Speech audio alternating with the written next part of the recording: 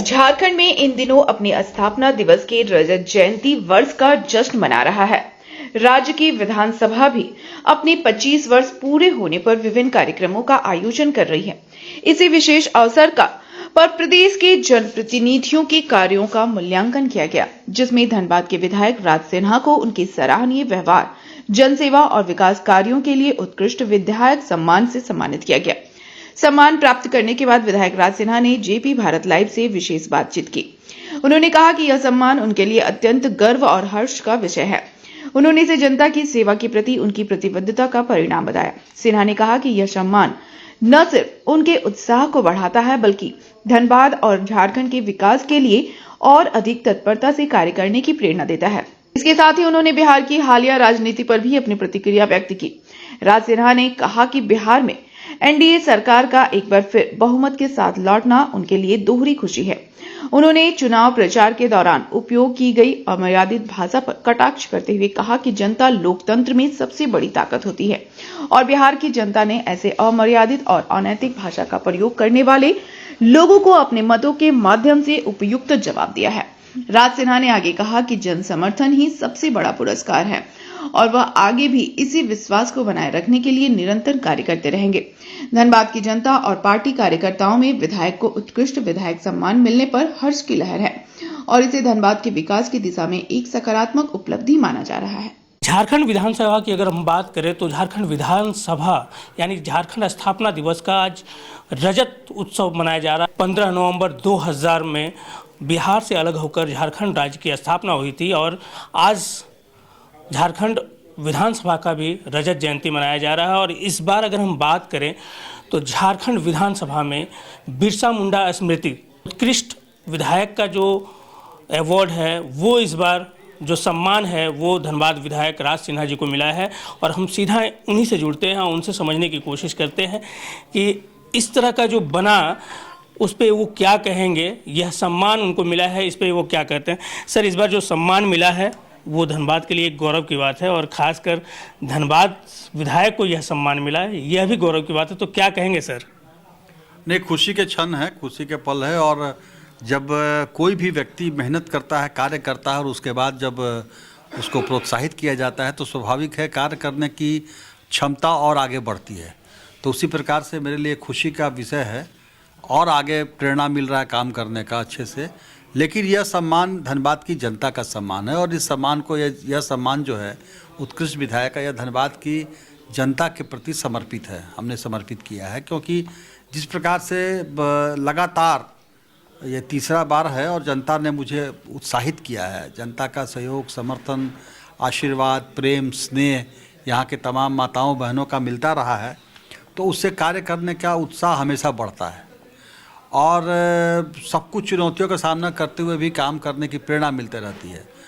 तो क्षेत्र में तो लोगों के साथ रहते ही हैं, लोगों के प्रेम तो है। ये विधानसभा के अंदर विधायी कार्यों को करने में भी वहाँ के लोगों ने भी सम्मान दिया। इसलिए हम सबको अपने हमारे जितने जो अध्यक्ष हैं लोकसभा विधानसभा के, उनका और जो कमेटी है, जो उन सब का, जितने भी हमारे वरिष्ठ विधायक हैं, हमारे सब साथी हैं, विधायक साथी हैं और विधानसभा के कर्मचारी हैं, विधानसभा के अधिकारी हैं, सबको अपने हमारे पार्टी के जो हमारे नेतागण हैं, सबको अपनी ओर से मैं बहुत बहुत उनका आभार व्यक्त करता हूं और सबको प्रणाम करता हूं, उनका अभिनंदन करता हूं। इस बार झारखंड विधानसभा की अगर हम बात करें तो रजत जयंती भी मनाई जा रही है। क्या लगता है कि इन 25 वर्षों में झारखंड में कितना विकास कार्य हुआ है? नहीं, विकास तो बहुत हुआ है। झारखंड में काफ़ी परिवर्तन हो गया। जब से झारखंड अलग बना उसके बाद से आज तक ऐसा नहीं कहें कि विकास नहीं हुआ, परिवर्तन काफ़ी हुए हैं। लेकिन अभी भी मूलभूत समस्याएं हैं, लेकिन अभी काम कर रहे मूलभूत समस्याओं का समाधान करने की अभी आवश्यकता और ज़्यादा है।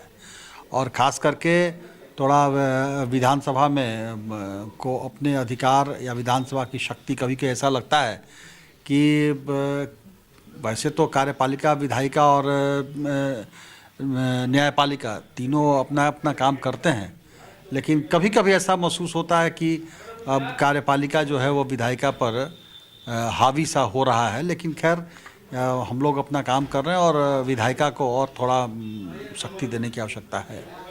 इस बार अगर हम बात करें तो दोहरी खुशी है। एक तरफ उत्कृष्ट विधायक का सम्मान मिलना, दूसरी तरफ बिहार में लगातार आप वहाँ पे थे, चुनाव में लगातार आप वहाँ मेहनत कर रहे थे, उसके नतीजे भी सामने आए हैं। जिस तरह से बिहार में एनडीए की बढ़त हुई और अब सरकार बनने जा रही है, तो उस मेहनत पे क्या कहेंगे? नहीं, मेहनत ठीक में किया, लेकिन अब ऐसा नहीं है कि बिहार विधानसभा में वहाँ के कार्यकर्ताओं ने, वहाँ के लोगों ने आशीर्वाद दिया। अपने मोदी जी और नीतीश जी की जोड़ी को लोगों ने पसंद किया। हम लोग तो गए थे वहाँ, 1 महीना लगभग रहे और लोगों का, अपने कार्यकर्ताओं का सहयोग किया वहाँ जा कर के। तो ऐसा नहीं है कि हमारे ही मेहनत से वहाँ सफलता मिली, ऐसा नहीं है। लेकिन हाँ, बहुत बधाई देंगे बिहार के हम अपने तमाम कार्यकर्ताओं को, अपने पार्टी नेताओं को और एनडीए के सभी लोगों को। खास करके अभी फिर से 10वीं बार ये मुख्यमंत्री का शपथ हमें अपने नीतीश कुमार जी ले रहे हैं, आदरणीय नीतीश कुमार जी। तो नीतीश कुमार जी के कार्यों पर और मोदी जी की जो विकास है, दोनों के जनता ने वहाँ मुहर लगाया है। बहुत ही खुशी की बात है। और वैसे भी झारखंड जब अलग हुआ था तो लोग यही बोल रहे थे कि बिहार अब क्या बालू फाँकेगा, लेकिन बिहार ने भी अभूतपूर्व विकास किया है अपने माननीय मुख्यमंत्री नीतीश जी के नेतृत्व में, मोदी जी के नेतृत्व में। और एनडीए सरकार ने जो बिहार में एक विकास की नई कहानी गढ़ी है, विकास के साथ साथ लोगों की सुरक्षा भी काफ़ी है। मैं तो गया था, देखा वहाँ का विकास, तो देख के लगा कि हाँ, इसे विकास कहते हैं।